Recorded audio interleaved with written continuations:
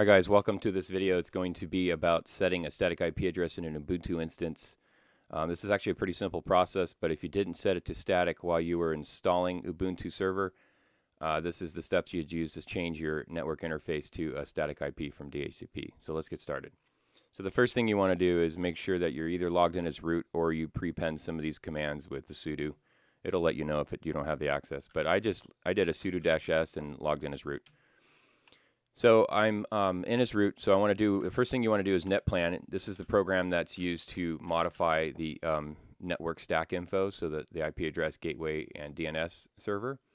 So what you want to do first is Netplan Generate, which basically takes the current configuration and creates a YAML file out of it. So YAML file is kind of it's a structured data file. I'm not going to go too much into what YAML is, but when you're editing the file, you want to make sure that you pay attention to the structure of the file. So now that we did Netplan Generate, let's go ahead and edit this Netplan file. And I'm just going to tab complete. If you want to see what other files in there, you can do an ls on that directory. But I don't believe there's anything else in there, honestly. I don't think maybe there's other folders. But when I tab completed, that's the only file that showed up. So we're going to go ahead and edit this file. This is the file that the Netplan Generate created.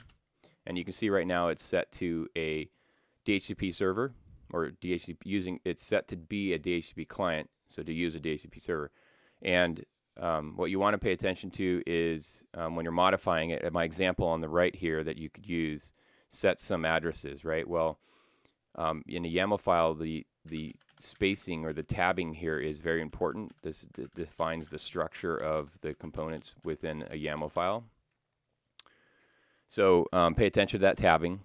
And the spacing, just maintain the same spacing that you had in your file, not necessarily what it looks like in my example. My example looks like I've got 4 spaces here, and this one only has 2. So just use the spacing that's in your current file. So I'm going to go ahead and hit I for edit, insert mode, and we're going to delete the DHCP line. We're going to add now our addresses line. Oh my gosh, come on, VI, I don't need your help here, buddy. And the addresses is actually an array, which is defined by this. So we're just going to use one item in this array. It's 15, and I'm going to set this address to 225/24.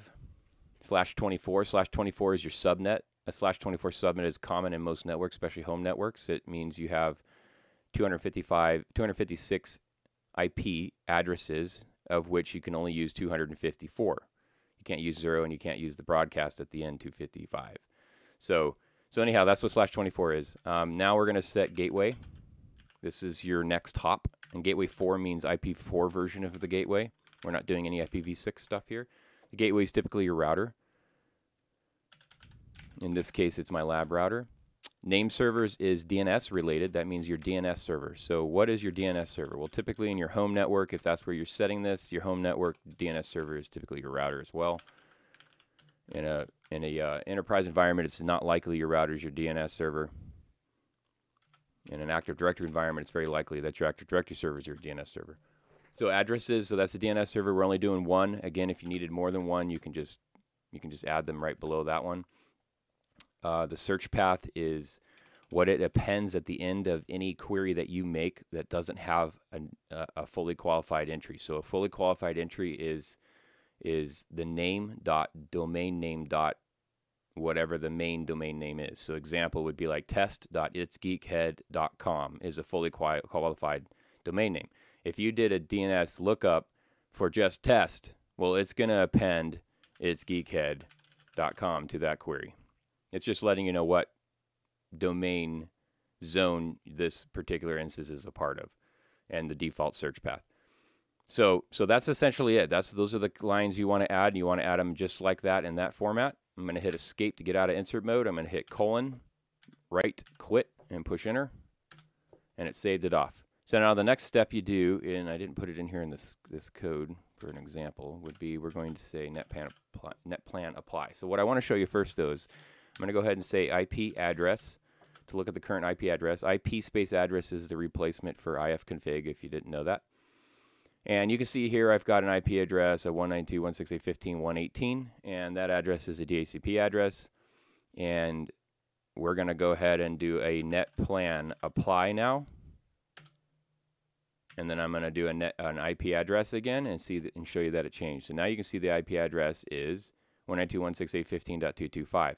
Another thing you should notice is that this no longer says dynamic next to the word global. I can't show you on my mouse cursor disappears. Look at that, it just goes away. What I was trying to show you was right at the end of that inet 192.168.15.225 address, it says global ENS 160. If you look at the previous one, it says global dynamic, and dynamic means it was a DHCP address. So what I also wanted to show you was there were a couple other pieces, right? The name server addresses, where does it actually set that? So in a traditional Linux system, I believe that was under resolve.conf. And you can see that this file at the top of that, it literally says this file is managed by systemd resolved. And you don't want to edit this file because it's part of the daemon resolved. And what's interesting is the name server down there at the bottom, 127.0053, that's a local IP, like a local host IP. And obviously that's not what you set, right? You set, or I set 192.168.15.1. So where the heck is that stored? Well, the systemd resolved process or daemon stores those settings somewhere else. And so if you look under run systemd and then resolve and then resolve.conf, you can now, that's the actual setting right there, and you can see that's what we set in the Netplan, was the name server and the search path. And so don't be confused by looking at the old resolve. This is where it's maintained. Don't try to edit these files yourself, because the process will automatically regenerate it and it'll just overwrite what you set. So anyway, I hope this video was helpful for you guys, and yep, thanks for coming by.